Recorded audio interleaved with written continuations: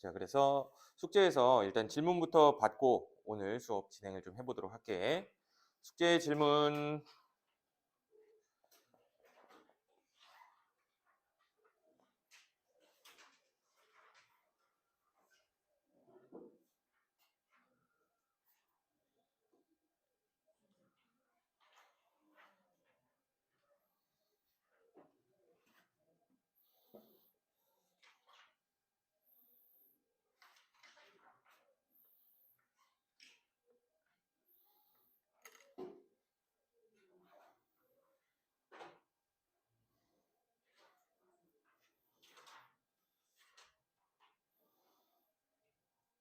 질문 없어? 10번? 자, 10번 문제 얘기 한번 해보자. 자, Na 플러스랑 Cl 마이너스가 형성될 때 이온 사이 거리에 따른 에너지 변화를 나타낸 거다. 자, 그래프를 보아하니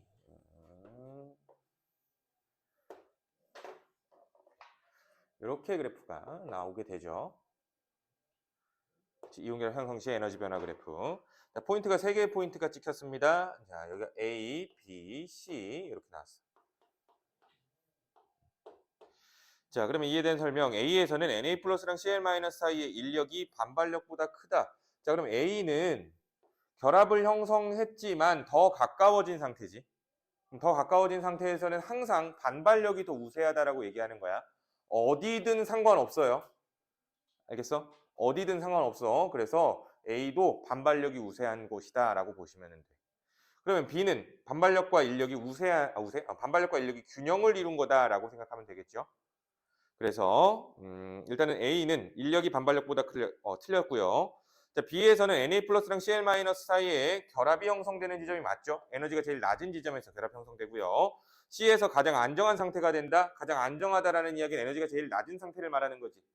B가 가장 안정한 상태다라고 보는 거예요. 안정은 에너지가 낮은 거야. 이 문제의 핵심. 안정은 에너지가 낮고 결합이 형성된 거고, 결합이 형성된 지점을 기준으로 왼쪽은 반발력 우세, 오른쪽은 인력 우세. 포인트가 어디든지 상관이 있다 없다? 없다. 오케이? 또 질문 15번이요. 자, 15번 볼게요. 자, 표는 원소 A, B, C, D의 안정한 이온이 가지는 전자수를 나타내고 있다라고 하고 있어요. 자, 그러면 A의 원자가 전자수는 2개라고 하는데 안정한 이온의 총 전자수가 10개래. 그럼 봐봐. 자, 2개, 8개. 자, 현재 이 상태가 안정한 이온이라는 이야기가 되겠죠. 그치? 그래서 근데 보니까 원자과 전자가 2개라는 이야기는 얘가 8개. 원래는 여기 뒤에 2개가 더 있다라는 얘기가 되겠죠. 그치? 이 상태인 거야. 그래서 A는 이온이 2 플러스라는 이야기죠. A의 이온은 2 플러스다. 자, 이런 식으로 해석하면 돼. 자, 그리고 B는 원자과 전자수는 6개다라고 얘기하고 있고요. 이온의 총 전자수는 또 10개래. 자, 요렇게 2개, 8개 되어 있는데 원자과 전자수가 6개라는 이야기는 원래는 여기 몇 개 있었어? 6개 있다는 얘기야. 이해돼요? 2개를 얻은 상태라는 이야기죠. 2개를 얻은 상태니까 B의 안정한 이온은 B2-가 되겠죠. 산소. 자, C도 원자과 전자수가 하나인데 안정한 이온의 총 전자수는 2개, 8개래. 원자과 전자수 하나라고 했기 때문에 세 번째 껍질에 하나가 있었겠죠. 그래서 안정한 이온은 C 플러스 나트륨이 되겠지요. 자, 그리고 D도 마찬가지로 2개, 8개인데 이온이 됐을 때 2개, 8개인데 원자과 전자는 7개라며. 그럼 원래 여기가 8개가 아니고 몇 개였단 소리일까? 7개였단 소리가 되겠죠? 플로오린. 그래서 안정한 이온은 D-다. 플로오린 마이너스. 자, 이에 대한 설명. 원자 번호가 제일 큰 거는 A가 될 거다. 그러면은 얘가 플로오린, 얘가 나트륨, 얘는 산소, 얘가 마그네슘. 원자 번호 써보면 12번, 8번, 11번, 9번 제일 큰 거는 A가 되겠네. 자, 그리고 A와 D가 이루어진 화합물의 화학식은 AD2래요. A와 D는 마그네슘, Mg는 2 플러스고요. 플로오린은 마이너스니까 MgF2가 되겠지. 그치? 그래서 니은도 맞고 A와 B로 이루어진 화합물의 녹는점은 C와 D로 이루어진 화합물보다 높을 거래요. A와 B로 이루어진 화합물의 경우에는 이온 결합 물질이죠. MgO 녹는점 2800도 굉장히 높습니다. 자, 근데 C와 D로 이루어진 것, C와 D, 요 녀석이네. 얘도 이온 결합 물질인데 NaF죠. 녹는 점 996도 낮아요. 얘보다는. 이유는 뭐예요? 뭐 녹는 점을 외워야 돼요? 외울 필요 없죠. 그치? 왜? 마그네슘 이온은 2 플러스고요. 산화 이온은 2 마이너스죠. 그러면 투뿔 투마가 붙어있는 세기가 뿔마 붙어있는 세기보다 어떻다는 얘기야? 세단 얘기죠. 녹는 점이라는 거는 이온 결합 세기에 비례하다라고 했으니까. 얘를 즉 전하량의 곱이 더 큰 B가 녹는 점이 더 높다라고 얘기를 해줘야겠죠. 이해돼요? 그래서 디귿은 맞는 말이네요. 되셨습니까? 15번 문제 아주 좋은 문제네요. 또 질문? 21번. 자, 그림은 1족 원소의 플로린 화합물 XF 그리고 2족 원소의 산화물 YO의 녹는 점을 주기에 따라 나타내고 있대요. 자, 그러면 지금 그래프를 보니까 그룹을 두 그룹으로 나눴네요. 가 그룹과 나 그룹으로 나눌 수 있었어. 근데 가 그룹은 녹는 점이 굉장히 높은 편이고 나는 상대적으로 낮은 편이죠. 그러면 XF는 X 플러스와 F 마이너스의 이온 결합 물질이고요. YO는 Y2 플러스와 O2 마이너스의 결합이 되는 거죠. 이해돼? 자, 그러면 녹는 점이 더 높게 형성된 그룹 가가 뭐가 되는 거야? 얘가 가죠. 앞서 풀었던 문제와 똑같네요. 2 플러스 2 마이너스의 결합이기 때문에 녹는 점이 훨씬 더 높게 형성이 되겠지. 이해돼? 근데 이제 Y가 누구냐에 따라서 포인트 3개가 잡힌 거예요. Y가 누군지에 따라서. 그래서 3주기 Y가 누구예요? 3주기의 Y는 MgO, CaO, SrO 이렇게 되는 거예요. 3주기, 4주기, 5주기. 이거는 우리가 뭐 몰라도 상관은 없지만. 이해돼? 근데 얘네들 녹는 차 얘네만 비교하면 되죠. 얘네만. 얘는 2 플러스고 얘도 2 마이너스고 얘도 2 플러스고 얘도 2 마이너스인데 녹는 점이 얘가 더 높지. 그쵸? 3주기에 포인트 찍힌 A, 얘가 A잖아. 얘가 A잖아. 얘 녹는 점이 더 높아요. 왜 높다라는 이야기가 될까요? 음이온의 반지름은 똑같은데 양이온의 반지름이 얘는 요만하고요. 얘가 요만하겠지. 그러면 이온 결합 길이가 요 녀석이 더 길지. 더 길다라는 건 더 먼 거리에서 뿔마가 땡기고 있다라는 이야기가 되기 때문에 녹는 점은 얘가 더 낮은 게 되죠. 왜? 결합의 세기가 더 약할 거니까. 이렇게 해석이 되는 거야. 자, 그리고 XF도 마찬가지로 똑같이 해석할 수 있을 것 같은데 그럼 얘네들은 누구가 될까? NAF 그리고 KF RBF 이렇게 되면 얘는 몰라도 되죠, 우린. 그쵸? 그러면 어찌됐든 누가 B예요? 이 새끼가 B지. 같은 이유로. 왜? 이온 간의 거리가 제일 가까울 거니까. 이해됩니까? 그래서 가는 2족 원소의 화합물 YO에 해당한대요. 맞는 말이고 나에서 주기가 커질수록 녹는 점이 낮아지는 것은 양이온의 반지름과 관련성이 있을 거래요. 나는 얘네들이죠. 주기가 커질수록 녹는 점이 낮아졌죠. 이유는 뭐 때문이야? 양이온의 반지름이 커지기 때문인 거지. F-의 반지름은 동일하지만. 이해돼? 그래서 니은도 맞는 말이 되고요. A의 녹는 점이 B보다 높은 것의 주된 요인은 이온 사이의 거리? 아니죠. 이온 사이의 거리가 주된 이유가 된다는 이야기는 얘네들끼리 비교할 때지. 그쵸? 혹은 얘네들끼리 비교할 때 주된 원인이 이온 사이의 거리가 되는 거야. 이해돼? 근데 가와 나를 비교할 때 녹는 점 차이가 얘가 훨씬 높은 이유는 뭐 때문이야? 전하량의 곱 때문이죠. 혹은 이온 전하량이 주된 요인이다 라고 얘기해 주면 되겠죠. 이해돼? 됐니? 이렇게 비교해 주면 돼요. 또 질문?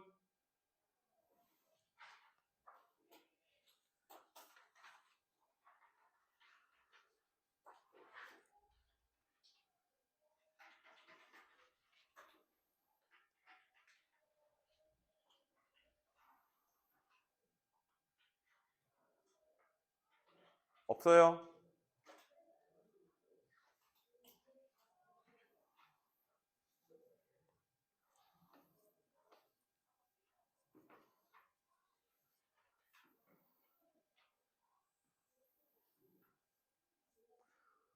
자, 그러면 없으시면 오늘 진도 이어서 바로 좀 나가보도록 하자.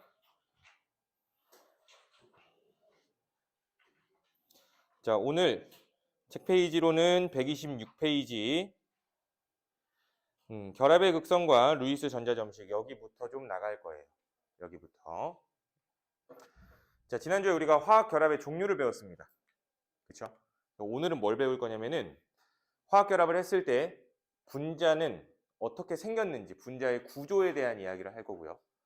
분자 구조를 파악하고 나서 우리는 그 분자의 성질을 유추해 볼 거야. 분자의 성질, 간단한 성질들만.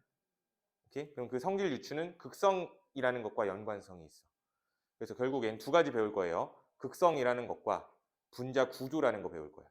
그러면 극성과 분자 구조를 알기 위해선 제일 먼저 선행돼야 되는 게 전기음성도라는 주기적 성질을 이해해야 돼. 그래서 제일 처음에 나오는 게 전기음성도입니다.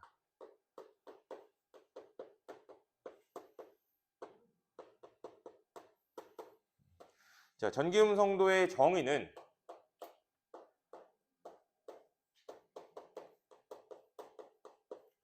공유전자쌍을 잡아당기는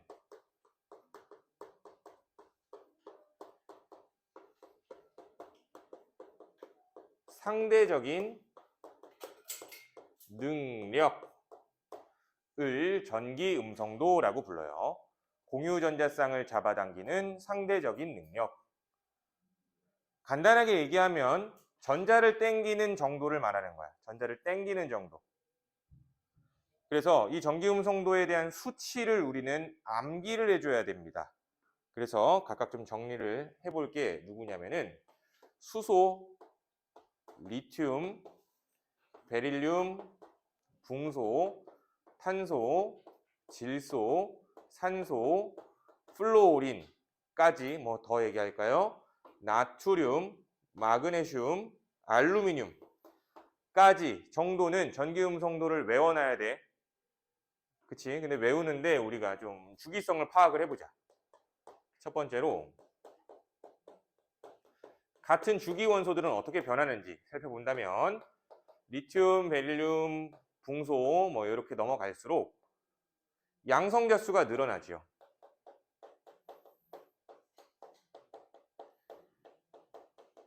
그러면 양성자 수가 늘어나게 되면 원자핵의 핵전하가 세지게 되는 거지. 핵전하가 세지게 되면 핵과 전자 사이에 인력이 세진다고 했어. 지역군 이런 거 해봤었죠, 우리? 인력이 세지면 당연히 전자를 땡기는 능력이 좋아질 수밖에 없겠죠. 그래서 전기 음성도가 커진다라고 할 거야. 이렇게. 두 번째로는 같은 족 원소로 비교를 해보면 리튬, 나트륨까지만 보자. 얘는 껍질이 2개고요. 얘는 껍질이 3개야. 자, 그러면 아래로 내려가? 위로 올라갑시다. 위로 올라갈수록 껍질 수는 줄어들죠. 그럼 껍질 수가 줄어들수록 거리가 가까워지지. 전자까지 거리가. 얘는 거리가 요만하고요. 얘는 거리가 이렇게 멀고요. 그치, 위로 올라가서 거리가 가까워지네. 그럼 거리가 가까워진다는 건 전자를 땡기기 쉽다라는 얘기가 되겠네요. 즉 전자를 땡기기 좋다. 전기 음성도가 크다는 이야기지. 이해돼? 그래서 가장 오른쪽, 가장 위에 존재하는 원소가 전기 음성도가 제일 크게 되겠네. 그쵸? 오른쪽으로 갈수록 위로 갈수록 크다고 했으니까. 그럼 가장 오른쪽, 가장 위에 있는 원소는 사실상은 헬륨이지요. 근데 헬륨은 공유전자쌍이라는 거를 가질 수가 없지. 화학결합을 하지 않을 거니까. 그렇다는 이야기는 전기음성도를 논할 때는 18족 원소는 빼고 생각하는 거야. 알겠어? 전기음성도를 논할 땐 18족 원소 빼고, 그렇다면 18족 원소를 제외하고 가장 오른쪽, 가장 위에 있는 원소는 누가 돼요? 플루오린이 되지. 플루오린이 전기음성도 제일 큰 값을 가져요. 그래서 제일 큰 값을 갖기 때문에 개념 다시 상대적인 능력이라서 기준이 꼭 필요합니다. 기준. 이때 사용하는 기준이 가장 큰 걸 사용합니다. 플로오린.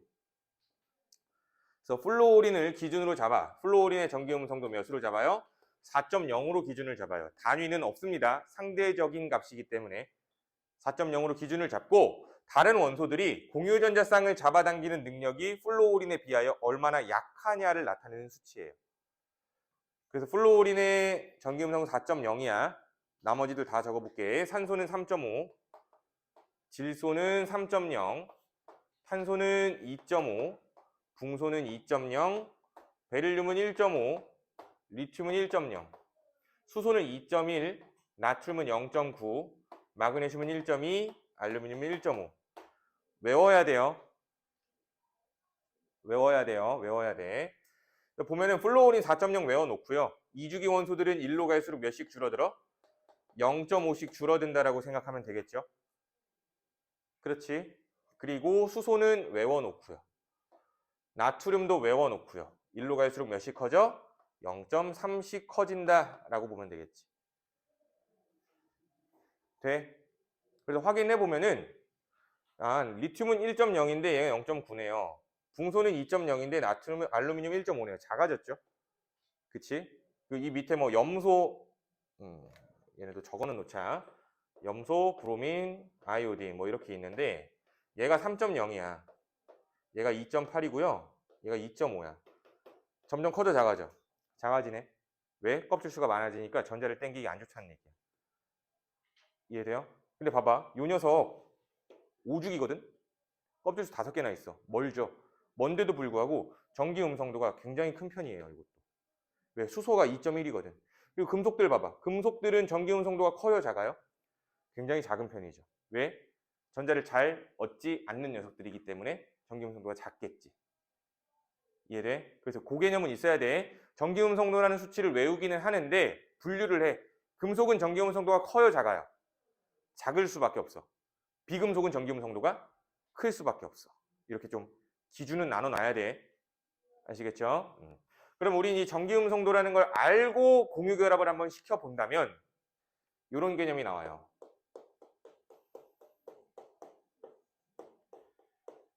쌍극자라는 개념이 나옵니다. 쌍극자. 쌍극자라는 거는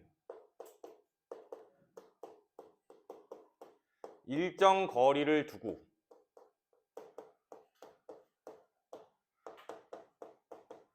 떨어진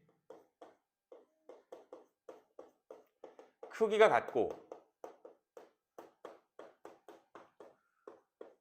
부호가 반대인 두 전하. 졸라기네. 자, 일정 거리를 두고 떨어진 크기가 같고 부호가 반대인 두 전하를 우리는 쌍극자라고 불러. 알겠죠? 한번 해봐. 봐봐. 예를 들어서 자, 전자가 지나가는 길이라고 생각을 해볼게요. 전자가 여기에 있는데 전자가 여기 지나갈 거래. 지나가는데 전자가 이쪽으로 몰려요. 예를 들어서. 이쪽으로 몰리면 요 부분에 마이너스 전하가 형성되겠지. 전자가 몰려 있을 거니까. 근데 요 부분에는 전자가 부족할 거기 때문에 여기는 플러스 전하가 생기겠죠. 이해돼? 그러면 요 두 전하는 서로 쌍극자라고 하는 거예요. 일정 거리를 두고 떨어져 있는 크기가 같고 부호가 반대인 두 전하. 크기가 같겠지? 그치? 여기에 마이너스 전하 생긴 만큼 여기 플러스 전하 생기겠죠. 부족한 만큼 많은 만큼 부호만 반대고 이걸 쌍극자라고 부르는 거야. 되죠? 그럼 하나 더. 이번엔 이렇게 한번 해볼까? 자, 전자가 지나가는 길이 뭐 이런 식으로 있는데 이번에도 전자가 움직였대요. 전자가 이쪽으로 움직였대요. 이렇게 움직였대요. 그러면 이쪽에 마이너스 전하 생기겠죠? 이쪽에 플러스 전하 생길 거야. 이것도 쌍극자라고 할 거야. 근데 우리는 여기에서 개념이 한 가지 더 나와. 첫 번째.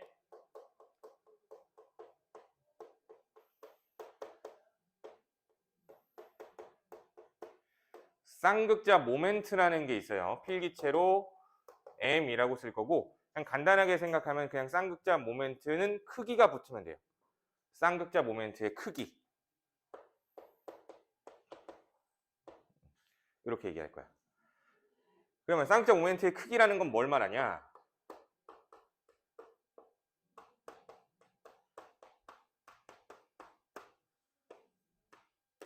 치우친 정도를 의미하는 거야.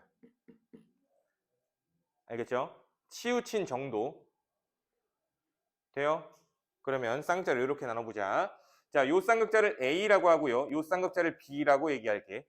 그러면 A와 B 중에 누가 더 많이 치우친 거야? B가 더 많이 치우친 거죠. 더 먼 거리로 확 치우친 거니까. 그래서 두 쌍극자 중에 쌍극자 모멘트는 누가 더 크니? 라고 한다면 B가 더 크다라고 얘기하시면 돼요. 알겠어? B가 더 크다라고 얘기하시면 돼요. 그러면 결국에 쌍극자 모멘트라는 거는 전하량에 곱하기 거리를 얘기해 주면 되는 거죠. 그러니까 얼마나 많은 양의 전자가 치우쳤냐. 그러면 쌍극자 모멘트가 커지겠죠. 근데 똑같은 양이 치우친다라고 했을 때 얼마나 더 먼 거리를 치우쳤냐. 그게 더 확실히 치우친 거니까. 이해돼? 그래서 쌍극자 모멘트라는 건 공식이 이렇게 나와요. 실제로 있는 공식이에요. 근데 이 공식을 우리가 뭐 암기해 둘 필요는 없어. 왜? 실제로 계산하라는 건 안 나오거든. 그냥 비교 정도만 할 줄 알면 돼요. 알겠지? 이런 걸 우리는 쌍극자라고 불러. 됐죠? 그러면 이런 쌍극자를 전기음성도랑 짬뽕해서 화학 결합 안에 있는 쌍극자를 찾아봐야 돼, 우리는. 화학 결합 안에 있는 쌍극자. 그래서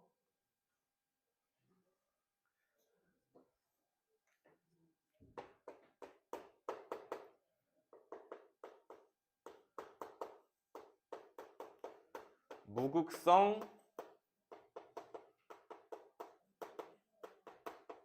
공유결합이라는 것을 이해해 볼게요. 무극성 공유결합. 자, 내가 아까 극성이라는 걸 배운다고 했는데 극성이 지금 튀어나왔어.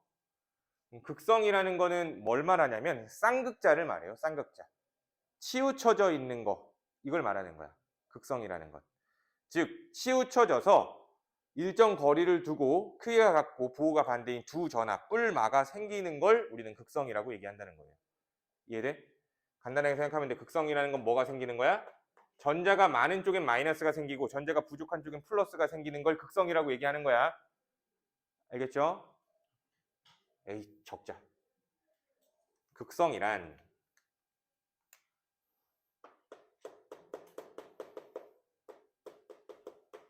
자, 중학교 때 이런 거 배웠을 거야. 자, 이런 금속 막대기가 있다라고 가정해 보자.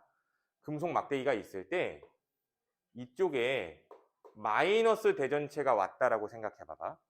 그럼 마이너스 대전체가 근처에 오게 되면 금속 막대기에 존재하는 전자들이 마이너스가 싫으니까 이쪽으로 몰리죠. 이쪽으로 몰리면 이 부분은 마이너스 전하를 띠게 되고요. 이 부분은 플러스 전하를 띠게 됐었지요.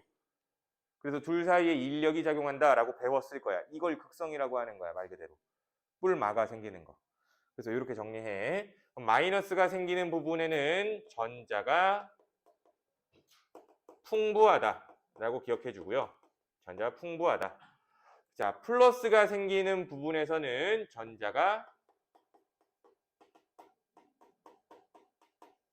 부족하다라고 기억해 줘. 이런 걸 극성이라고 불러. 근데 지금 내가 얘기할 건 무극성이래요. 극성이 있다 없다? 없다. 치우침이 있다 없다? 없다가 되는 거야. 치우침이 없다. 그럼 예를 들어 이겁니다. 예를 들어서 자, 수소 루이스 전자점식 이렇게 되지. 저번 주에 루이스 전자점식은 배웠어요. 근데 옆에 다른 수소가 와서 결합을 했대. 이렇게.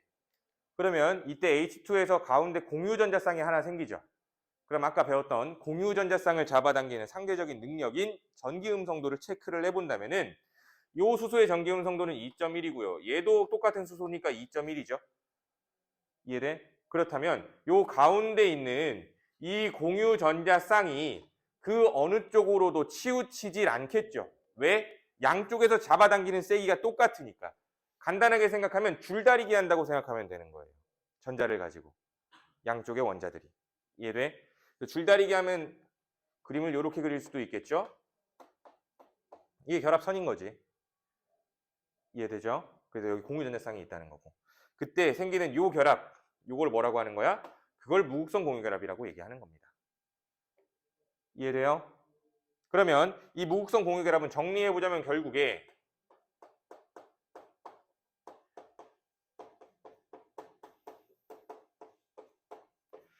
같은 원소끼리 공유결합을 하면 그걸 무극성 공유결합이라고 얘기한다는 거죠. 이해돼요? 아시겠어요? 자, 그러면 하나 더.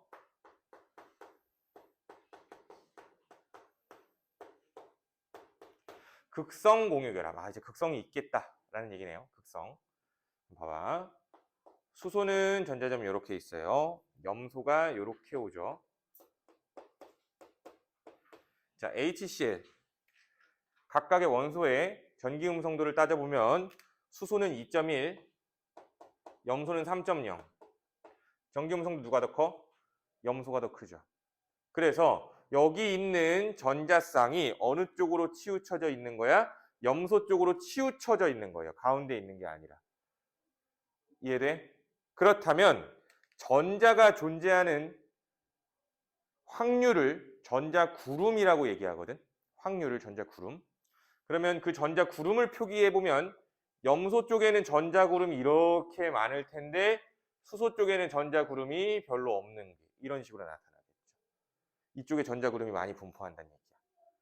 그래서 전자구름이 많다. 이쪽에 마이너스 전하가 형성될 거예요. 이쪽에는 플러스 전하가 형성이 될 거예요. 이해돼? 근데 잘 봐봐. 여기가 마이너스 되고 여기가 플러스가 되면은 이온 결합이랑 구분이 안 가죠. 이온 결합도 여기 양이온, 음이온 이렇게 되는 거잖아. 근데 이온 결합의 경우에는 전자를 완전히 가져간 걸 말하는 거죠. 근데 이건 가져간 게 아니라 그냥 치우친 정도를 말하는 거야. 그러니까 완전한 마이너스, 완전한 플러스라고 얘기할 수는 없다는 얘기죠.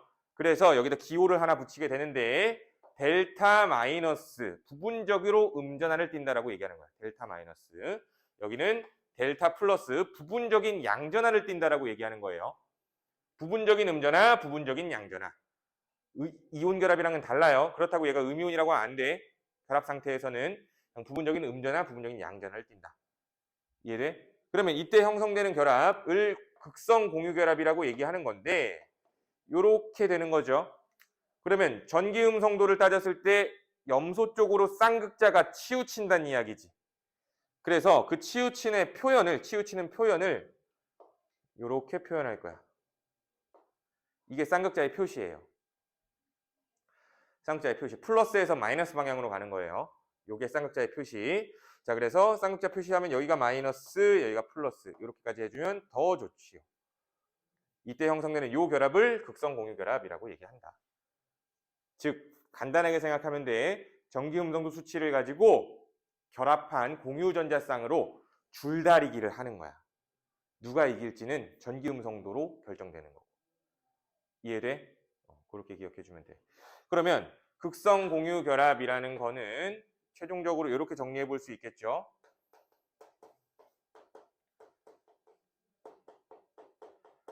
다른 원소끼리의 결합이다. 다른 원소끼리의 결합이다. 이해돼요? 오케이? 자, 그러면 참고 내용 하나만 더 얘기를 할게.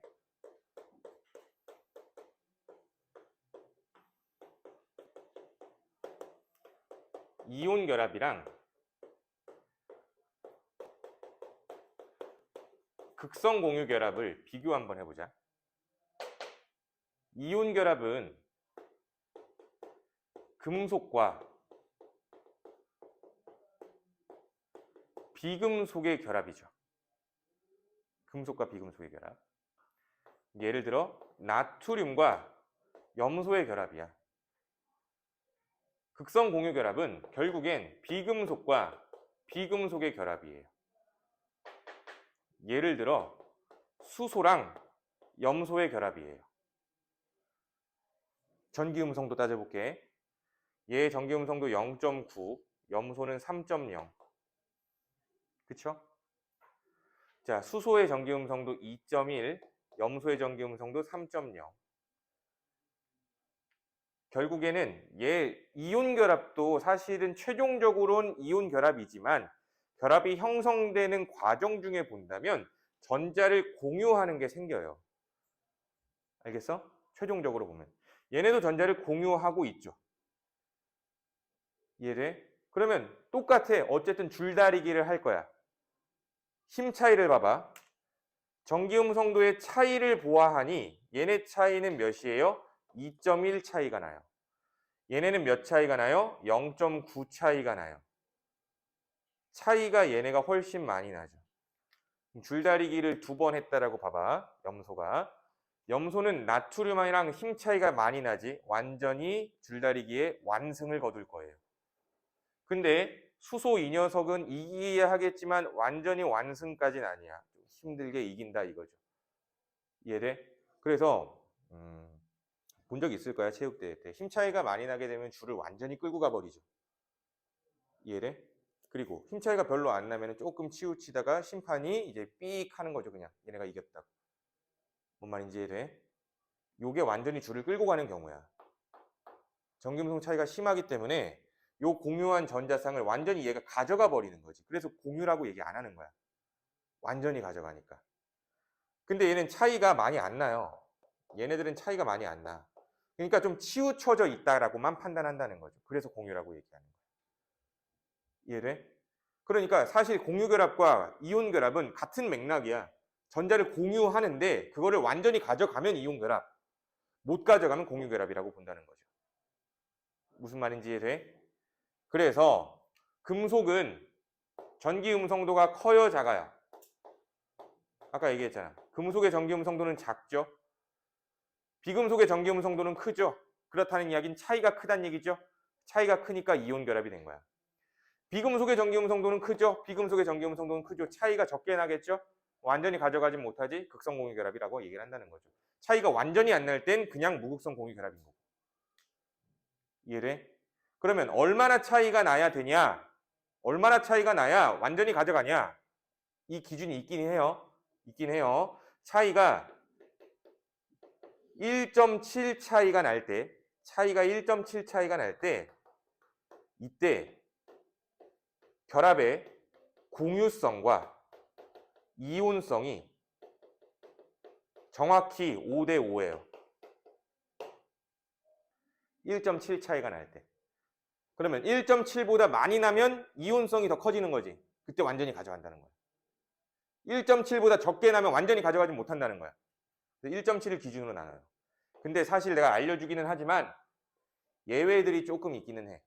예외들이 조금 있기는 하기 때문에 사실상 요것에 대해서는 문제가 나오는 경우도 있고 안 나오는 경우도 있어. 알고는 있으라는 거야. 우리가 사실 공유결합, 이온결합을 배웠지만 두 결합의 맥락은 같이 한다는 거야. 어쨌든 전자를 어떻게 한다? 공유한다라고. 근데 공유한 뒤에 가져갈지 말지가 이걸로 결정된다는 거죠. 이해돼요? 그래서 이런 게 전기음성도다라고 이해하시면 될 것 같아요. 아시겠죠? 자, 그래서 책 다음 페이지 넘겨보시면은 지금 다 얘기를 했는데 다음 페이지 넘겨보시면은 루이스 전자점식이 나옵니다. 자, 근데 요거는 우리가 저번 주에 공유결합 설명하면서 얘기했어. 그래서 그냥 바로 다 넘어갈 거야. 알겠죠? 그래서 다음 단으로 넘어오시는데 뒷부분 숙제 부분에서 안 푸는 문제에 대하여 하나만 이야기할게. 55번 풀지 마세요. 숙제할 때 55번 풀지 말고 넘어오시면 됩니다. 다음 강, 분자 구조. 자, 그럼 우리가 분자 구조를 왜 배워야 되는지부터 한번 좀 이해를 해보도록 할게. 또 왜 배워야 하는지. 자, 요걸 한번 볼까? 아세트산. 자, 아세트산 분자식이 CH3COOHGO. 그쵸? 통합각에서 보셨을 거야. 얘 구조식을 그려보면은 분자 구조는 아니고 구조식이에요. 구조를 간단하게 표현한 거죠. 구조식을 보면 이렇게 그려져.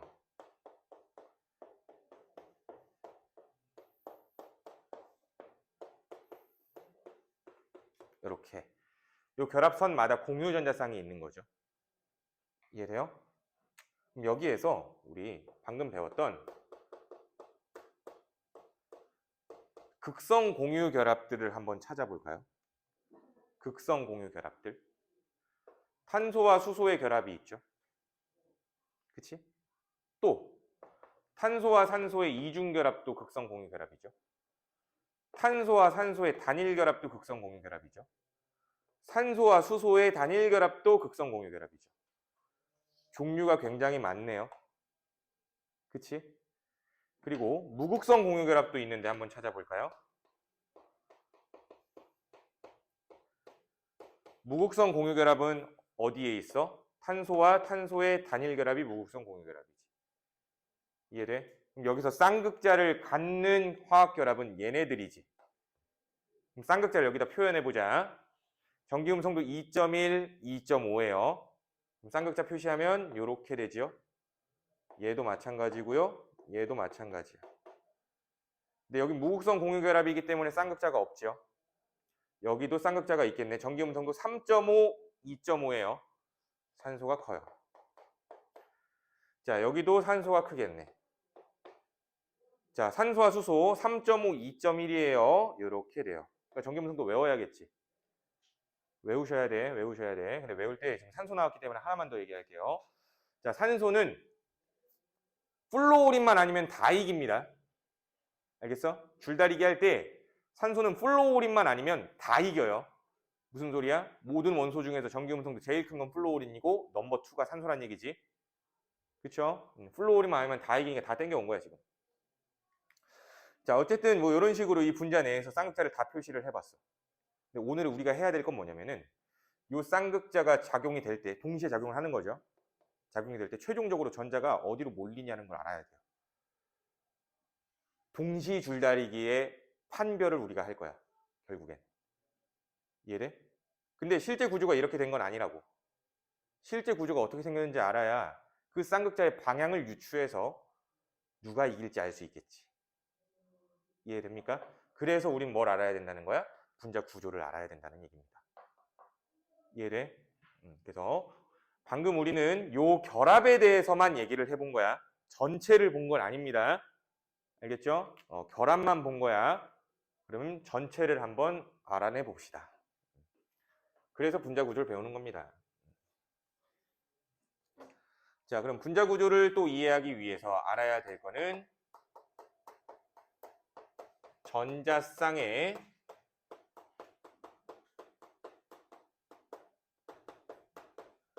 반발 원리를 이해해야 돼. 전자쌍 반발 원리.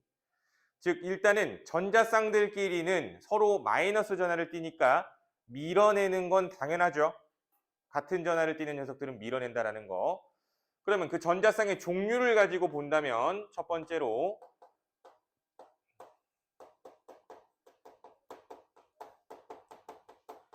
공유 전자쌍이라는 게 있지요. 그 그림으로 얘기해 보면 이렇게 볼게. 여기에 예를 들어 A라는 원자가 있었대요. 근데 A라는 원자와 B라는 원자가 서로 공유 결합을 할 거래. 오케이?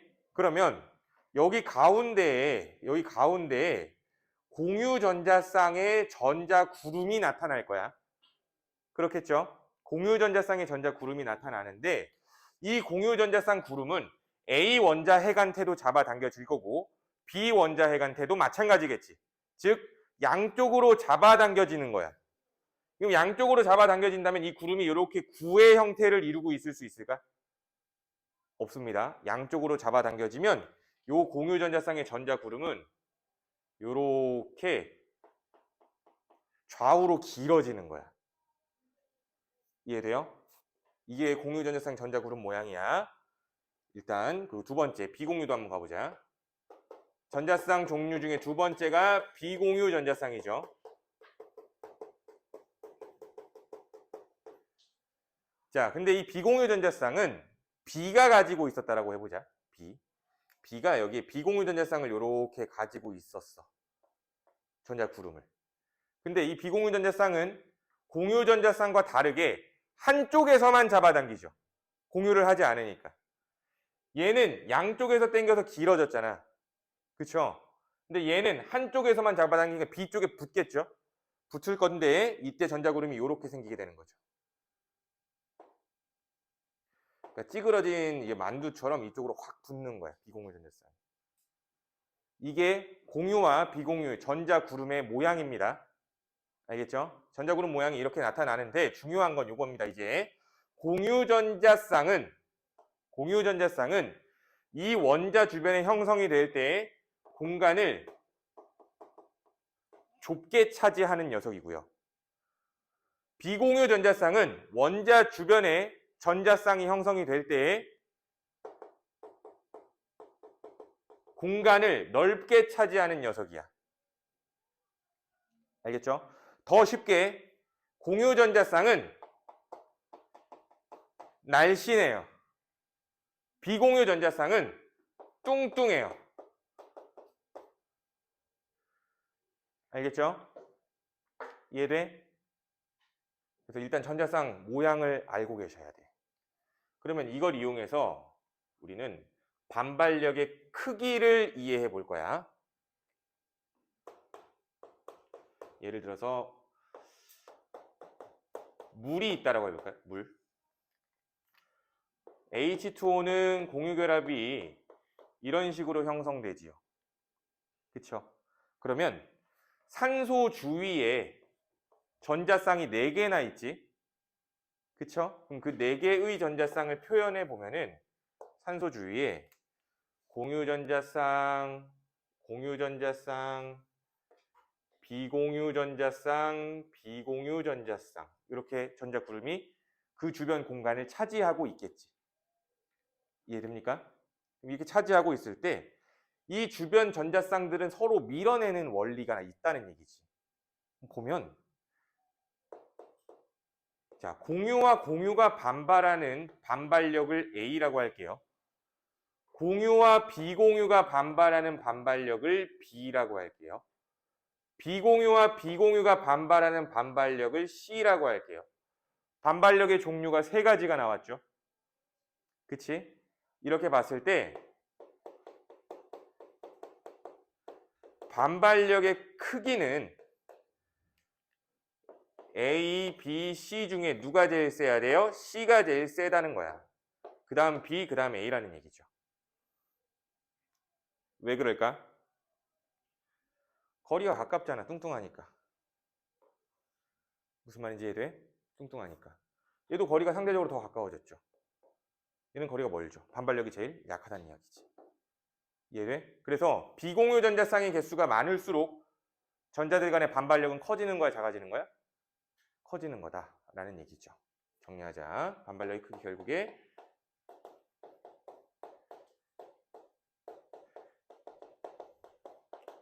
비공유 전자쌍의 수와 관련성이 있다는 얘기지.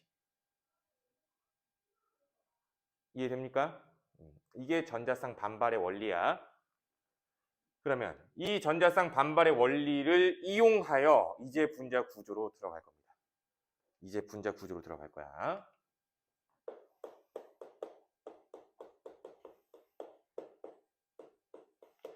자, 그럼 분자 구조를 알기 위해서는 또 첫 번째로 결합각의 의미를 이해해야겠지. 결합각의 의미를 이해해야 돼. 결합각이란 전자들끼리 가능한 최대한 멀리 떨어지려는 각도, 이걸 결합각이라고 불러요. 가능한 최대한 멀리 떨어지려는 각도. 그래서 이렇게 한번 예를 좀 들어볼게. 자, 원형 테이블이 있대요. 원형 테이블에 내가 여기서 밥을 먹고 있어요. 오케이? 그러면 나랑 사이가 안 좋은 친구가 같이 밥을 먹겠다고 왔어. 그럼 어디에 앉아야 될까? 반대편에 앉아야겠지. 그쵸? 그래서 이 둘이 위치할 수 있는 최대한의 각도는 몇 도예요? 둘이 위치할 수 있는 최대한의 각도는 180도죠. 그렇지? 또 하나. 자, 이번에 원탁에서 3명이 밥을 먹을 거야. 3명. 이렇게 앉겠죠. 그러면 이 셋이 위치할 수 있는 최대한의 최적 각도가 몇 도예요? 120도죠, 이번에. 최적 각도가 120도인 거야.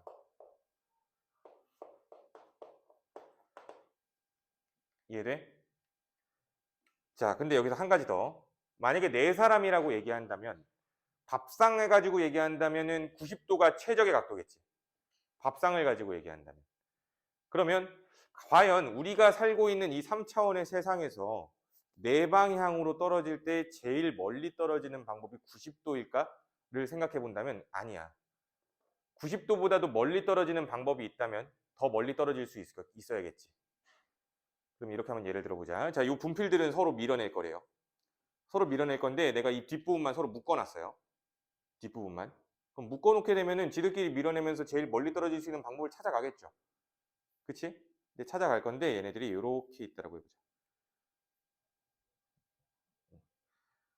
자, 이렇게 90도로 있대요. 내가 묶어놔서 이렇게 잡고 있는 거야 지금. 이해돼? 근데 이거 잡고 있는데 내가 얘를 힘을 풀면 자연스럽게 어떻게 될까? 더 멀리 떨어지는 방법으로 가겠죠? 더 멀리 떨어지는 방법이 어떻게 생기냐면 이렇게 생겨요. 이렇게. 이해돼? 입체로 가는 거죠 이제. 평면이 아니고. 알겠어? 얘네들은요? 얘는 입체 평면 다 통틀어서 제일 멀리 떨어지는 게 이거야. 알겠어? 근데 내 방향은 90도보다도 멀리 떨어지는 건 이 방법이라는 얘기지. 즉 분필과 분필 사이가 90도보다도 멀죠? 아까 90도로 있을 때보다 이 상태가 더 안정한 거야. 왜? 반발력이 더 작을 거니까. 무슨 말인지 이해돼요? 그래서 모형을 내가 가지고 왔죠.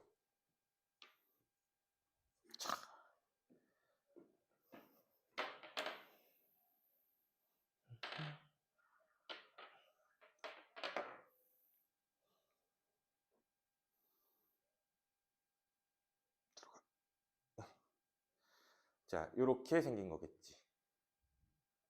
이해돼요? 그래서 내 방향으로 찢어지는 건 그림을 그린다면 이렇게 그릴 거야.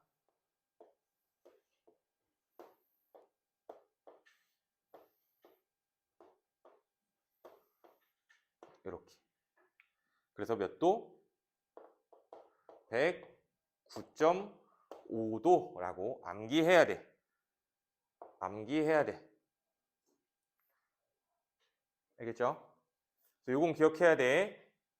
얘들아, 두 방향으로 떨어질 때는 제일 멀리 떨어지는 게 몇 도라고? 180도예요.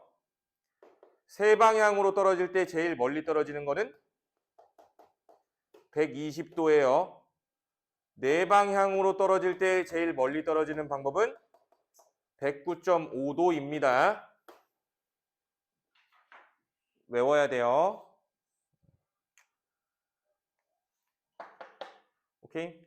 자, 그럼 이제 두 번째 용어 설명 하나만 더 할게.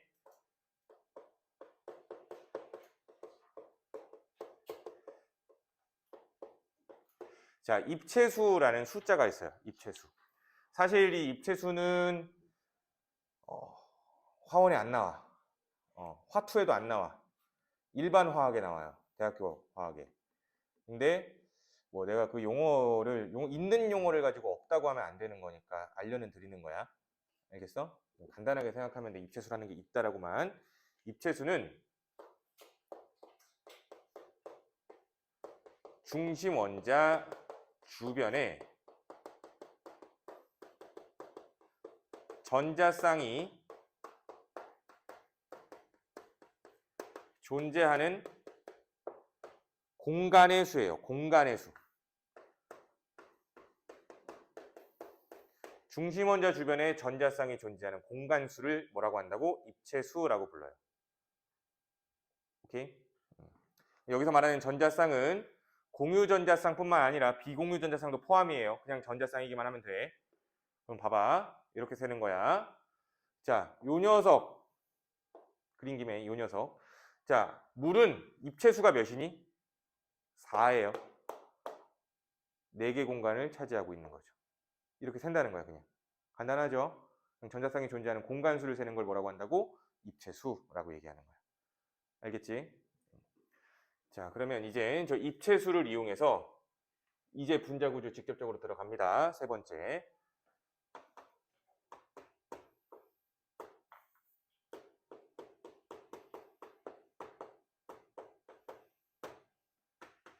첫 번째로 자, 입체수가 2인 분자 구조를 판별해 볼 거야. 입체수가 2인 분자 구조. 우리가 배웠던 걸로 할게요. 자, 베릴륨은 이렇게 전자점이 찍혀요. 여기에 플로오린이 붙으면 이렇게 붙는다고 했지. 플로오린은 팔이 하나밖에 없으니까. 그쵸? 그러면 중심 원자인 베릴륨 주변에 전자쌍이 차지하는 공간의 수는 하나, 둘이죠. 이해돼? 그러면 이제 이렇게 되는 거야. 밥을 둘이 먹는 거예요. 보면 얘네들은 서로 밀어낼 건데 지금 보니까 각도가 90도처럼 보여요. 90도처럼 있을 수 있어, 없어? 없어. 왜? 자연스럽게 밀어내겠죠. 왜? 여기 공간이 놀고 있잖아. 이 공간을 최대한 활용해서 제일 멀리 떨어지는 방법을 선택하겠지, 얘는. 아시겠어요? 그래서 이 녀석들은 실제 구조로 표현을 해보면 중심에 베릴륨이 있고 양쪽 끝으로 공유전자쌍이 배치되는 거예요. 이렇게.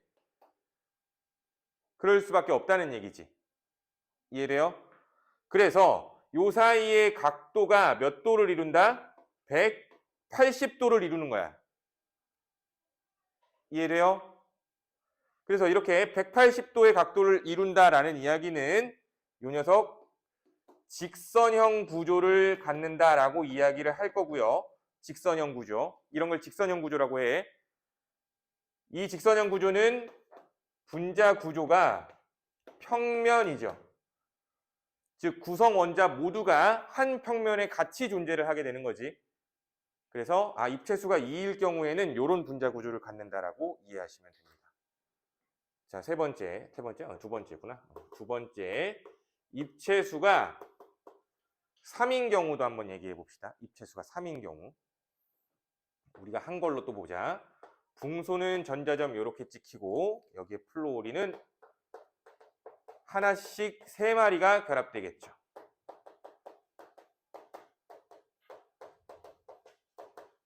요렇게. 이해돼요? 그럼 여기에서 입체수는 하나, 둘, 셋이죠. 지금 루이스 구조식을 보아하니 90도처럼 보이는데 이번에도 마찬가지로 이 위쪽의 공간이 남아 놀죠. 그치? 그러면 이 위쪽 공간을 최대한 활용해야 될 거 아니야. 90도로 존재하지 않겠죠? 아주 자연스럽게 이 녀석들의 이루는 각도는 몇 도가 될까? 120도가 되겠죠. 당연히. 공유전자쌍들끼리 서로 어떻게 할 거니까 밀어낼 거니까. 그쵸? 그래서 이 사이의 각도는 120도를 이루게 될 거고요.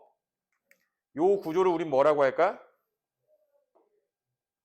삼각형이죠. 그치, 구조를 그려보면 이 구조를 우리는 평면 삼각형 구조라고 부르고요.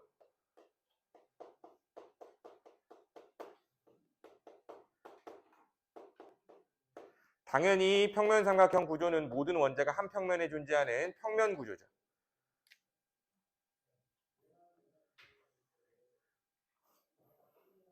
이해되셨죠? 자, 여기까지만 할 거야. 좀만 참아봐. 세 번째. 자, 입체수가 4인 경우야. CH4를 가지고 보자. 탄소는 이렇게 결합이 되어 있고요. 여기에 수소가 4마리가 붙으면 되겠네.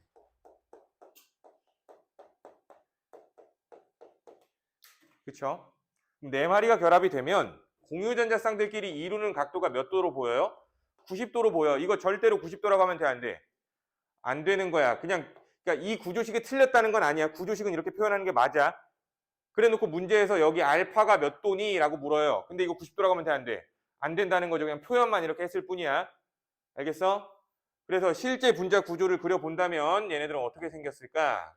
중심에 탄소가 있을 거고 이렇게 생겼겠죠.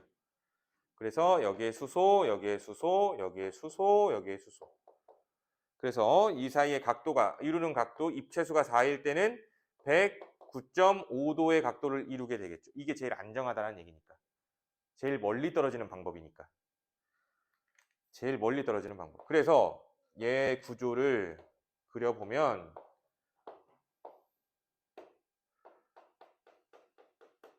이렇게 생긴 거죠. 이걸 뭐라고 부를까? 정사면체 구조라고 이름을 붙였고요. 당연히 이 정사면체 구조는 어떤 구조겠어요? 입체 구조겠죠. 되니? 그러면 CH4가 이런 식으로 나온다라는 이야기는 비슷하게 만들 수 있는 거 누구 또 있을까? CF4도 같은 구조겠죠. 그치? CF4도 같은 구조죠. 또 CCl4도 같은 구조죠. 등등. 뭐 또 딴 것도? CH2CL2 요것도 같은 구조겠죠. 그래 안 그래? 수소 2개, 염소 2개 붙인 거. 또 뭐 CH3CL도 같은 구조겠죠. 그러니까 응용하면 되는 거야. 이해돼? 아시겠어요? 그래서 지금 우리가 뭐 해본 거야? 실제로 결합각, 두 방향이면 180도, 세 방향이면 120도, 네 방향이면 109.5도라는 게 자연계에서 성립이 되죠. 밀어낼 때 제일 멀리 떨어질 땐 이렇게 떨어질 거라고. 그걸 얘네들 방향이 입체수인 거죠. 분자에서도 마찬가지로 입체수를 따져서 이런 식으로 분자 구조가 결정된다라는 얘기야. 쉽죠? 이해돼? 자, 그러면 우리가 조금 쉬었다가 이제 여기에서 조금 좀 다른 게 하나 나오게 되네. 달라지는 게 몇 가지 있는데 그거 얘기를 한 번 더 해보도록 할게요. 잠깐 쉬었다 갑시다. 10분만 쉬었다 갈게요. 쉬는 시간.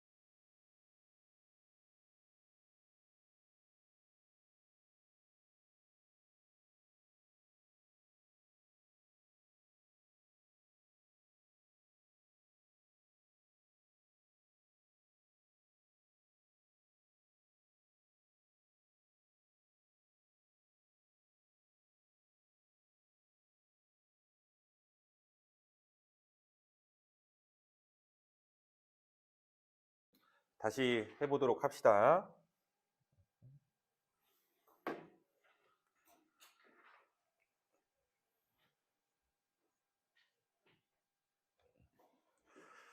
자, 그럼 네 번째. 이번에도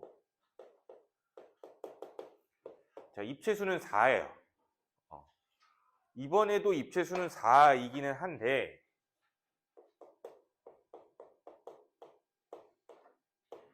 비공유 전자쌍이 한 개가 있는 경우, 대표적으로 질소에 수소가 이렇게 3마리 붙은 NH3 한번 생각을 해보도록 할게요. NH3는 중심의 질소가 이렇게 전자점을 가지고 여기에 수소가 이렇게 붙지. 그쵸? 그럼 입체수를 세보면 비공유가 있기 때문에 어찌됐든 결합을 3번밖에 안 했지만, 자, 입체수는 4기는 해요. 입체수가 4라면 이 전자쌍들이 기본적으로 정사면체로 와야겠지요. 정사면체 구조로. 중심의 질소, 요렇게, 요렇게, 요렇게. 이렇게 올 거야. 그쵸? 자, 근데 이 위쪽에 이제 원자가 있는 게 아니고 뭐가 있는 거야? 비공유 전자쌍, 뚱뚱한 비공유 전자쌍이 이렇게 있는 거야. 이렇게 표현합니다. 그러면 아까 공유가 반발을 하더라도 위에서 비공유와 공유가 서로 밀어내겠죠. 그때 이 반발력이 더 강한 반발력이라고 얘기했었죠. 이해돼? 그렇다면 이 사이의 각도는 109.5도로 존재할 수가 없게 되겠지. 109.5도보다 좁아질 수밖에 없겠네. 그래서 이 사이의 각도는 107도가 되는 거예요. 이해돼? 즉 암모니아는 정사면체로 안 하고요. 이런 구조를 삼각뿔이라고 하고요. 삼각뿔. 그리고 요 녀석은 입체 구조겠지. 됐니? 이렇게 얘기해 주면 되고, 5번째. 입체수가 4이기는 한데 비공유가 2개 있는 경우.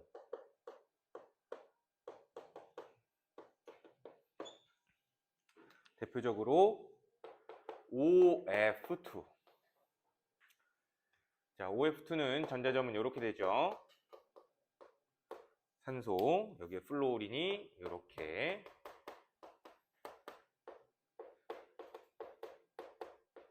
그쵸? 그럼 입체수 세보면 어쨌든 4야. 그러면 네 방향으로 밀려날 거기 때문에 이렇게 생겼겠죠. 그치? 이해돼? 나머지 녀석들을 표현해 보면 비공유 전자쌍이 이렇게 한 마리, 이렇게 한 마리, 이렇게 있을 거야. 비공유 전자쌍. 봐봐. 비공유 전자쌍끼리 반발하는 거는 굉장히 센 반발이라고 얘기했었습니다. 이해돼요? 그렇다는 이야기는 여기가 밀려날 테니까 요 사이의 각도는 109.5도보다 좁아졌겠죠. 근데 107도보다도 좁아졌겠지. 왜? 반발력이 더 세니까. 그래서 107도보다도 좁아진 104.5도의 각도를 이루게 됩니다. 그래서 이런 구조를 우린 뭐라고 하냐면 구분형 구조라고 이야기하고요. 구분형 구조는 평면 구조지. 자, 이렇게 그렸는데 이게 평면이래. 이게 평면이래. 자, 왠지 한번 이해해 볼게. 봐봐. 자, 이게 정사면체죠. 그치? 근데 여기로 오면은 위에 원자가 없어. 이게 없는 거죠. 이게 삼각뿔이야. 입체 구조죠. 여기 각도 좁아져서 107도 됐겠지. 왜? 위에서 누를 거니까. 이해돼요? 자, 여기로 와. 그러면 여기에서는 얘도 비공유가 이렇게 있는 거고 이쪽에도 비공유 전자쌍이 있는 거죠. 이렇게 생긴 거야. 이게 구분형이죠. 근데 이 각도가 더 좁아지겠지. 이해돼요? 근데 이거 평면 구조야, 입체 구조야? 당연히 평면 구조죠. 돼? 평면이에요, 요거. 이렇게 생겼으니까. 돼? 즉 분자 구조를 말할 때는 비공유 전자쌍 빼고 보는 거지. 왜? 분자의 구조라는 이야기는 원자들이 어떻게 배열되어 있는지를 얘기하는 거니까 원자만 보는 거야. 이해돼? 그래서 이 녀석은 구분형 구조는 평면 구조라고 기억을 해줘야겠지. 이해됩니까? 그래서 요거 기억해주면 좋을 것 같아요. 자, 그래서 분자 구조 기본적인 애들을 조금 쭉쭉쭉쭉 이야기를 해봤어. 오케이? 그러면 조금 심화 단계 하나만 더 얘기를 해볼게요. 심화 단계.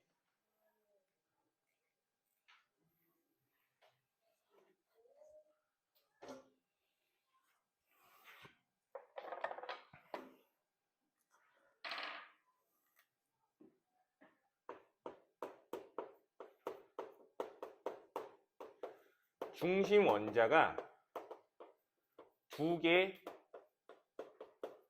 이상인 녀석들을 가지고 얘기해보자.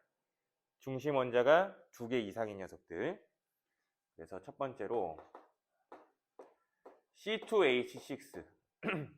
지난주에 공유결합할 때 한번 나오기는 했었어. 그래서 이 녀석은 결합선으로 바로 표현을 해보면 탄소가 수소를 6마리 가지고 있고요. 그치? 그리고 탄소끼리는 단일 결합하면 되는 거죠. 수소는 생략할게. 이렇게 생긴 녀석이었어. 두 번째 C2H4. 얘도 탄소가 수소를 2개씩은 가지고 있고요. 그리고 탄소는 팔이 4개이기 때문에 탄소끼리는 이중결합하겠죠. 또 C2H2는 탄소가 수소를 하나씩 가지고 있고 탄소는 팔이 4개이기 때문에 탄소끼리 몇 중결합? 3중결합하는 녀석이죠. 그때 각도를 알아볼 거야. 여기 각도, 여기 각도, 여기 각도를 알아봅시다. 자, 그럼 이 녀석은 탄소 주변에 전자쌍이 존재하는 입체수는 4죠. 그치? 근데 비공유가 있어, 없어?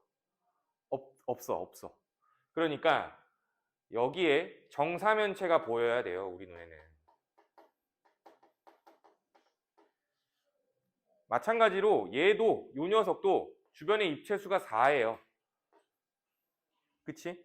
그래서 마찬가지로 여기에서도 정사면체가 보여야 돼요. 그래서 어떻게 생긴 거냐면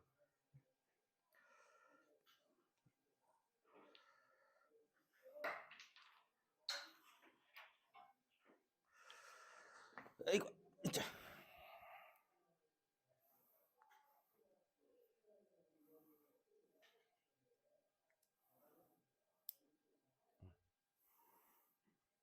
자, 이렇게 생긴 거겠죠. 이해돼? 여기까지 해서 정사면체지. 여기도 마찬가지로 여기까지 해서 정사면체지. 이해돼요? 이렇게 생긴 녀석이에요. 돼? 그러니까 여기 몇 도라고 할 거야? 109.5도죠. 여기도 다 109.5도인 거야. 이해돼? 이 모양을 머릿속에 잘 넣어 놓으시는 게 좋을 거예요. 알겠지?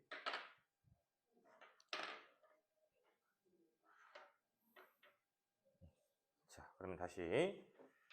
자, 그럼 이 녀석도 한번 입체로 표현해 보자, 얘는. 입체? 아니. 구조로 표현해 볼게. 입체수가 3이죠? 입체수가 3일 때 몇 도라 그랬어?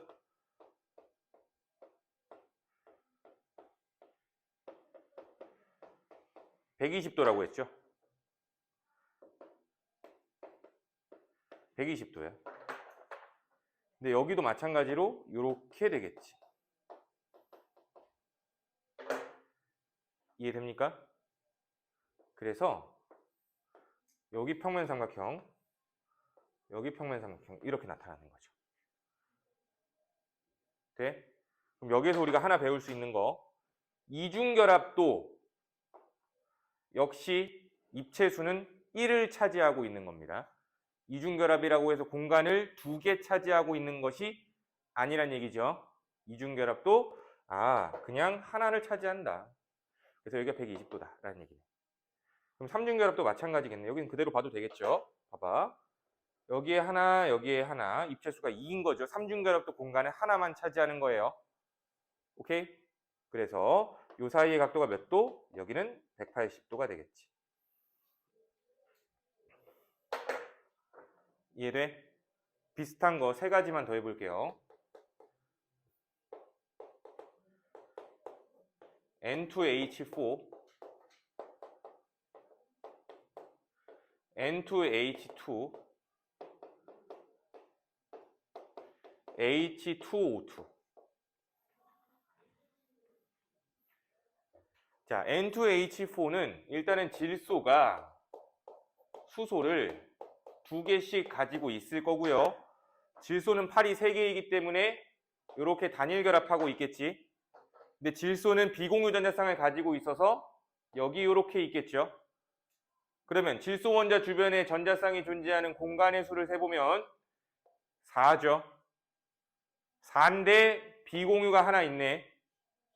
더 세게 밀어내겠죠. 그러면 요 사이의 각도는 몇 도일까? 109.5도보다 좁아진 107도가 되겠지. 이해돼? 107도가 되겠지.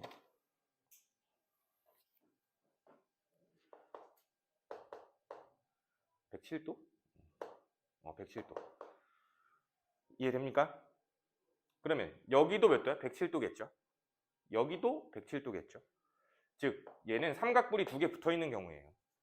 그래서 이 녀석은 당연히 입체 구조구나 라고 보시면 되겠죠. 아시겠죠? 자, 그리고 이 녀석 질소가 수소를 하나씩 붙였어. 질소팔이 3개이기 때문에 질소끼리는 몇 중 결합하고 있을까? 2중 결합하고 있겠지. 근데 질소가 가지고 있는 비공유 전자쌍 까먹으면 돼요? 안 돼요?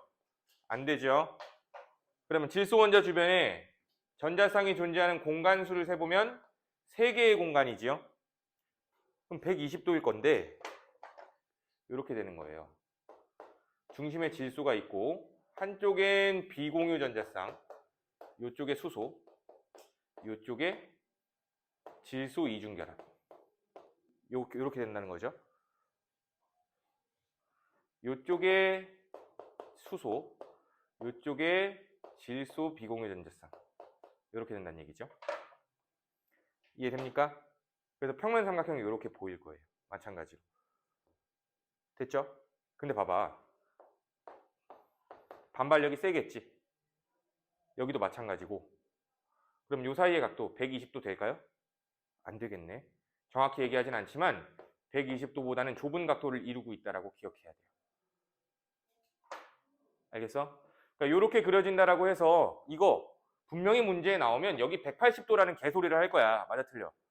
틀리단 얘기죠. 그럼 이게 180도가 아니라는 걸 명확하게 쉽게 알아내려면 항상 우린 질소 나왔을 때 여기 뭐 찍어주는 습관이 있어야 돼요. 비공유 전자쌍을 찍어주는 습관이 있어야 되는 거야. 알겠어? 자, 이제 H2O2 과산화수소죠. 이거 떼봅시다. 과산화수소.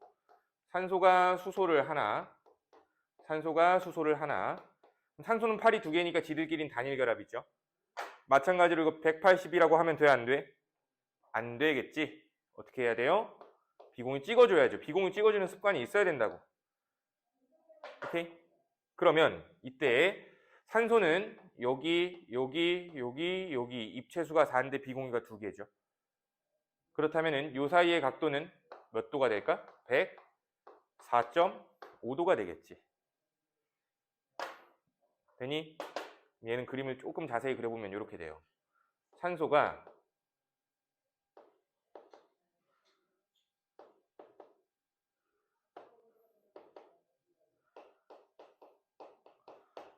비공유, 여기에 산소가 이렇게 붙어 있는 거지.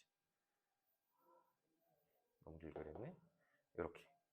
정사면체죠. 그치? 그리고 수소, 비공유가 이렇게 있겠지. 이해돼요? 그러면 아까 봤던 거 요거죠. 일단 이해돼요? 근데 여기에서 여긴 비공유니까 뺄게.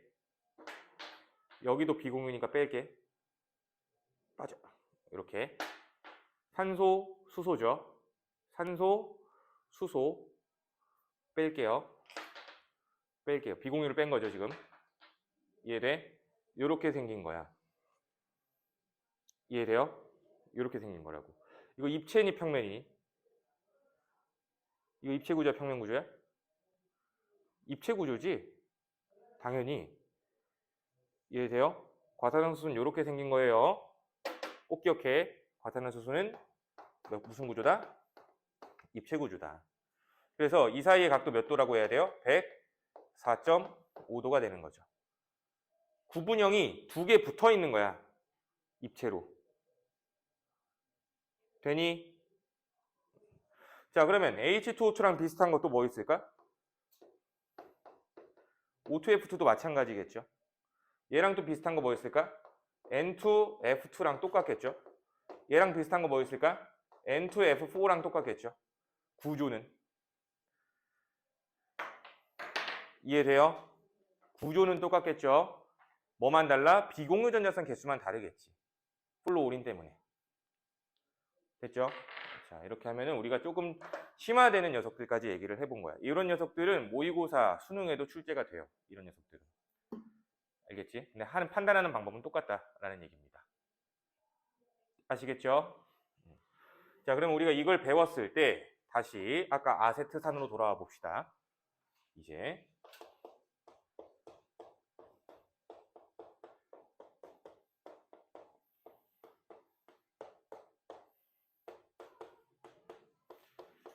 자, 아세트산이야. 요 사이 각도 몇 도니? 90도예요? 109.5도겠지. 왜? 여기에 정사면체가 나오겠죠. 여기 각도 몇 도니 그러면? 약 120도죠. 왜? 입체수를 따져보면 3이니까. 자, 그럼 여기 각도 몇 도니? 180도야? 104.5도죠. 왜? 산소에는 비공유 전자쌍을 두 개 갖고 있으니까 반발력이 세기 때문에 각도가 줄어들겠지. 109.5도에서. 이해돼요? 자, 그러면 우리는 이제 이런 녀석들의 각도를 알아요. 즉, 이 각도를 토대로 그림을 그린다면 그게 분자 구조가 되겠지. 그 분자 구조 머릿속에서 상상을 해야겠지. 그리 복잡하니까. 아시겠어요? 일단은 이 녀석 당연히 입체 구조가 되겠지 또. 됐니? 그럼 최종적으로 이제 해야 될 게 뭐야? 다시 목적을 생각해보자.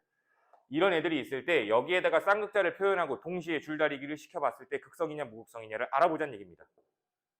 그쵸? 자, 그러면 이제 줄다리기를 좀 시켜보자.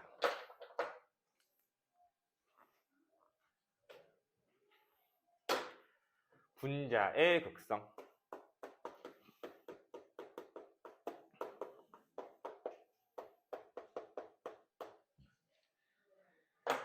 자, 분자 전체적으로 극성을 따져볼 거야, 지금 이제.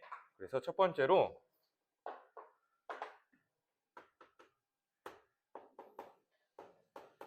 무극성 분자부터. 무극성 분자.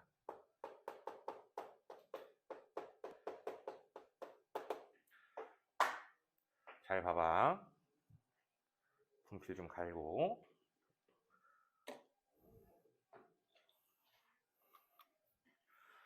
자, 무극성 분자.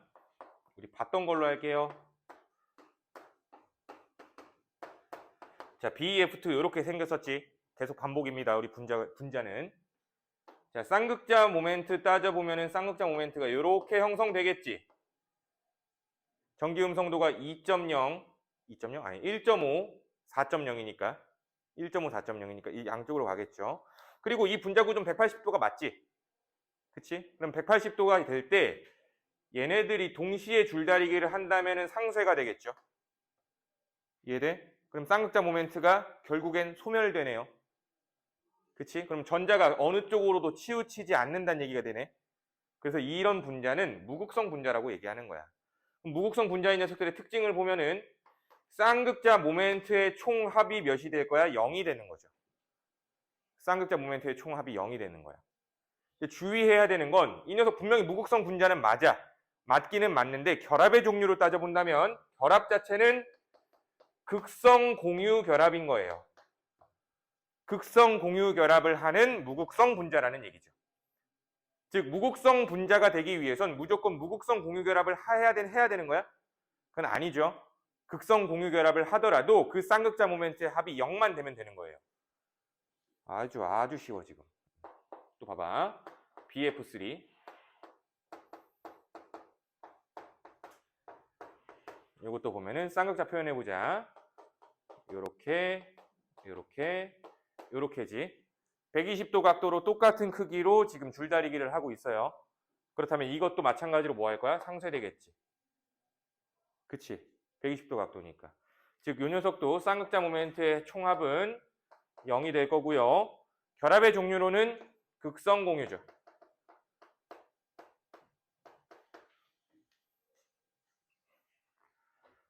또 보자.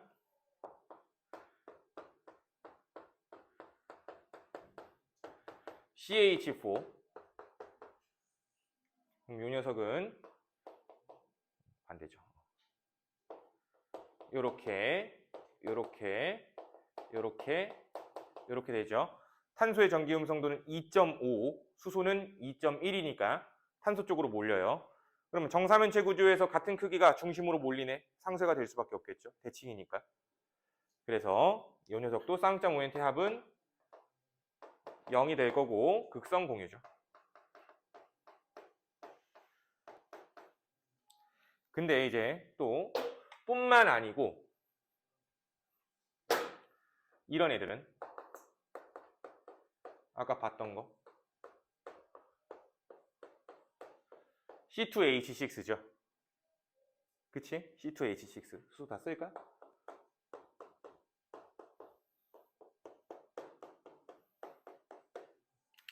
쌍극자 따져보면은 요렇게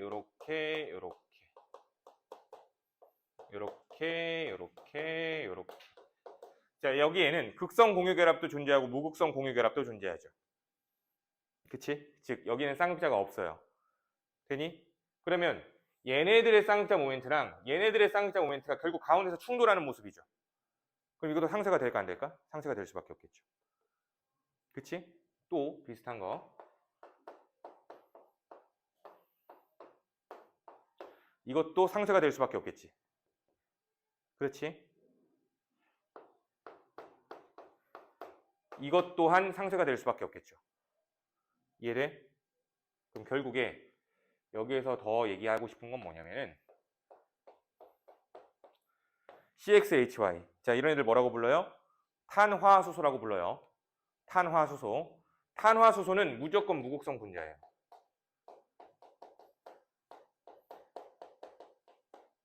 탄화수소는 무조건 무극성 분자예요. 오케이? 자, 그럼 정리해보자면 이런 얘기네. 무극성 분자는 분자 구조를 봤을 때 결국 대칭 구조를 이루는 녀석들이 다 무극성 분자라는 이야기야. 대칭 구조를 이루는 녀석들이. 아시겠죠? 자, 그리고 쉬운 건 얘기 안 했지만 뭐 이런 것도 마찬가지죠. O2, N2, 뭐 F2, Cl2 등등 이런 애들은 전부 다 그냥 무극성 분자죠. 왜? 쌍극자라는 것 자체가 없지요. 이해돼? 쌍극자라는 것 자체가 없으니까 얘네들도 무조건 무극성 분자. 기억해주면 되지. 자, 두 번째 극성 분자. 자, 우리는 유추해 볼 수 있겠지. 비대칭 구조겠지. 상쇄가 안 되겠죠. 남아 있겠죠. 아직 쌍극자가. 그러면 이런 얘기지.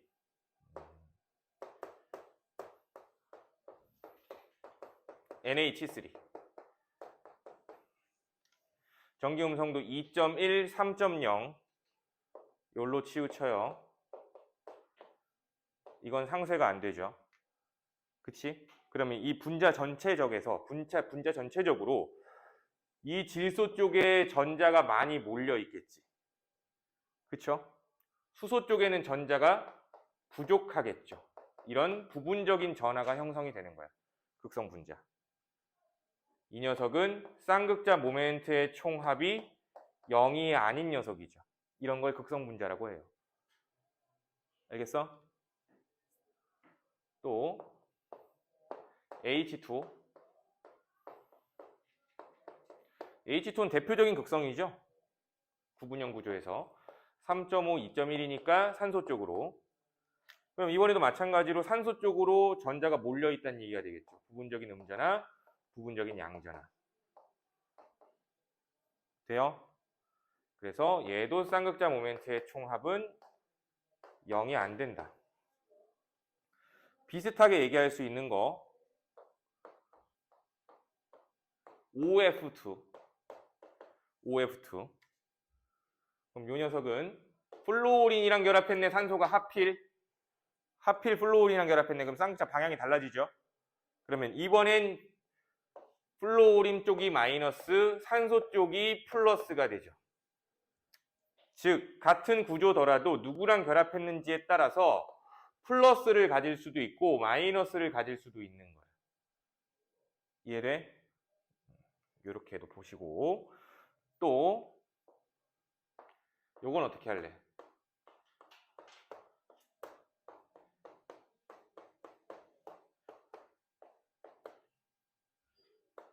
이 녀석 CH2Cl2 구조식을 표현한 거야. 근데 이 구조식에서 쌍극자 모멘트를 써보면 요렇게 되는 것처럼 보여요. 그렇지? 근데 얘랑 얘가 상쇄될 것 같고 얘랑 얘가 상쇄가 될 것 같지만 실제로 상쇄가 돼? 안 돼? 안 될 거야. 왜? 이 사이의 각도가 180이 아니잖아. 이 사이의 각도가 180이 아니잖아. 얘네들은 전부 다 각도가 몇 도예요? 109.5도잖아. 그러니까 반대편에 나오는 게 아니라고 사실은. 이해돼? 구조식으로 표현했을 때만 이렇게 되는 거지 실제 분자 구조는 정사면체 구조에서 여기가 염소, 여기가 염소, 여기가 수소, 여기가 수소인 거야. 그러니까 이거랑 이거가 상쇄가 되니? 될 수가 없죠. 109.5도 각도 이루니까. 이거랑 요거가 상쇄가 되니? 될 수가 없죠. 109.5도 각도니까. 그래서 부분전화 따져보면 이 염소 쪽이 부분적인 음전화, 전자가 풍부할 거니까 수소 쪽은 부분적인 양전화, 전자가 부족할 거니까. 이게 플러스 아니죠. 마이너스. 여기가 양전화. 이해돼? 비대칭 구조죠. 그치? 그래서 이런 녀석들을 뭐라고 한다? 극성분자라고 한다. 극성분자는 보니까 전부 다 비대칭 구조를 이루고 있어요.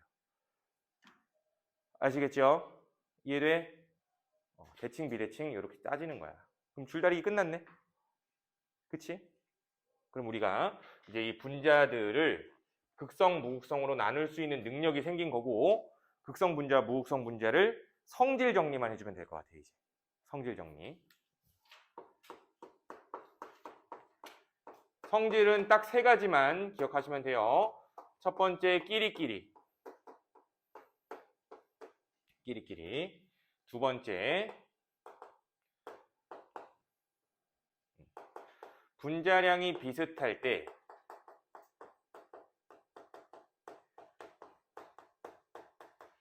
끓는 점은 극성 분자가 무극성 분자보다 높다라는 거.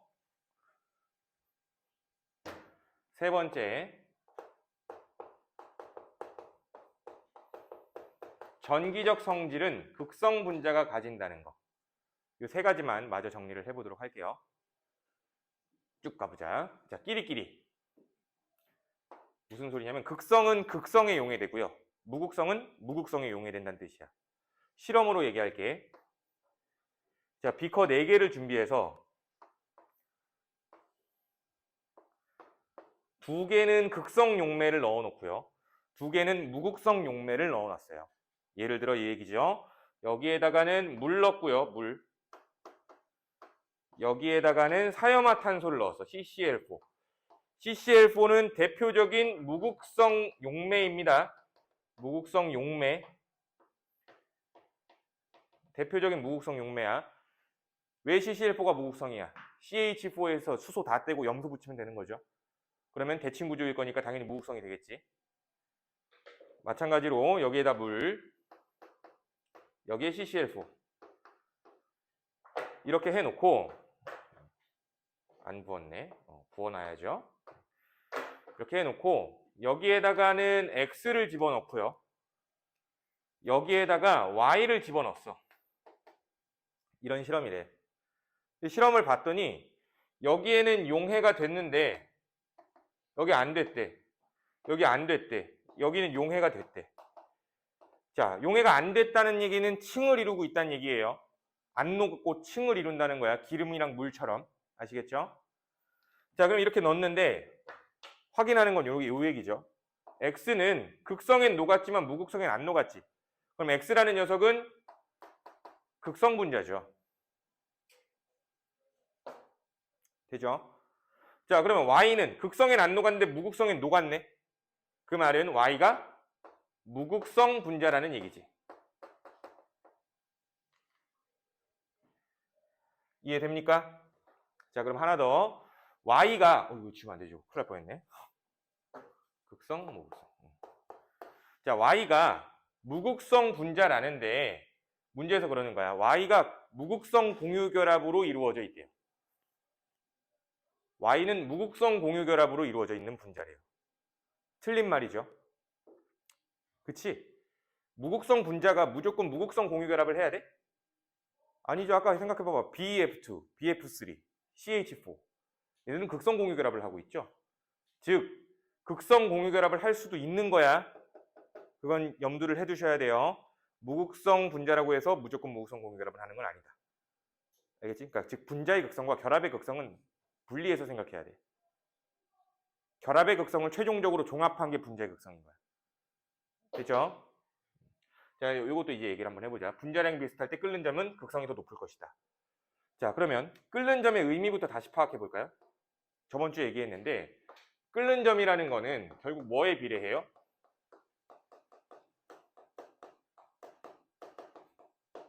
분자 간의 인력에 비례합니다.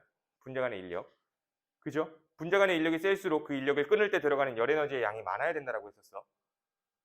자, 근데 이 분자 간의 인력에 영향을 주는 요인들이 여러 가지가 있는데 그 중에 두 가지가 첫 번째가 분자량이고 영향을 주는 게 두 번째가 극성의 유무예요. 이게 분자 간의 인력을 영향을 주는 요인 두 가지입니다. 근데 우리는 극성, 무극성에 대한 효과만 볼 거기 때문에 분자량은 통제 변인으로 둔 거야. 분자량이 비슷할 경우로. 오케이? 그럼 봐봐. 자, 어떤 분자가 이렇게 존재한대. 어떤 분자가 이런 식으로 존재한대. 좀 크게 그릴까?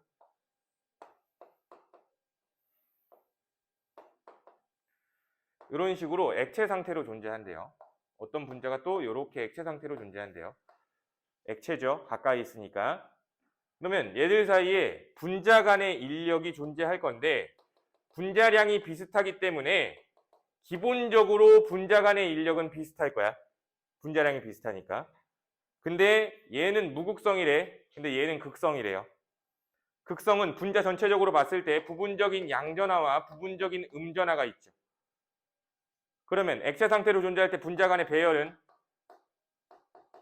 플러스 마이너스가 붙어있는 형태로 존재하겠지. 배열 자체가.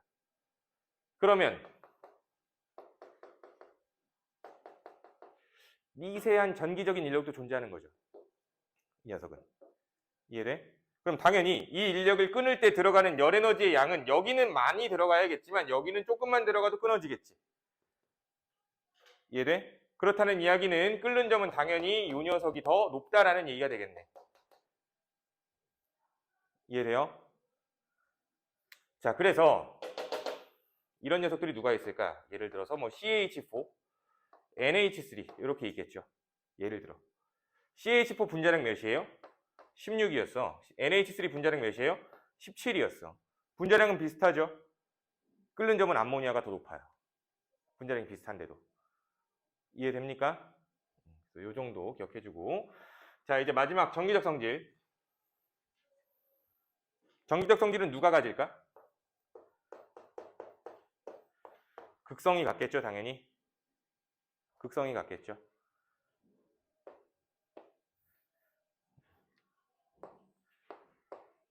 자, 여기 마이너스 전극, 여기 플러스 전극.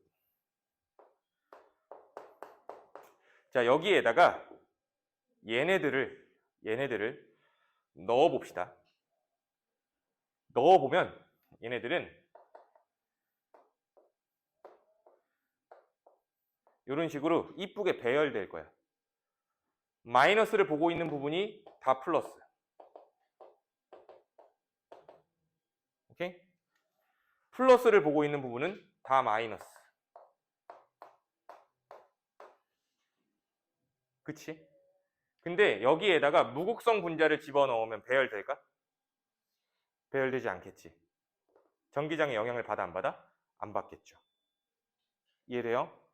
이런 거. 하나 더. 자, 수도꼭지를 틀어가지고 물을 떨어뜨릴 거예요. 떨어뜨릴 거야. 근데 떨어뜨릴 건데 여기에다가 마이너스 대전체를 근처에다가 놨어. 그럼 근처에 놓으면은 이 물은 떨어지다가 근처에서 이렇게 휘어가는 모습이 나타납니다. 휘어가는 모습이. 왜 휘어갈까 생각하면 물은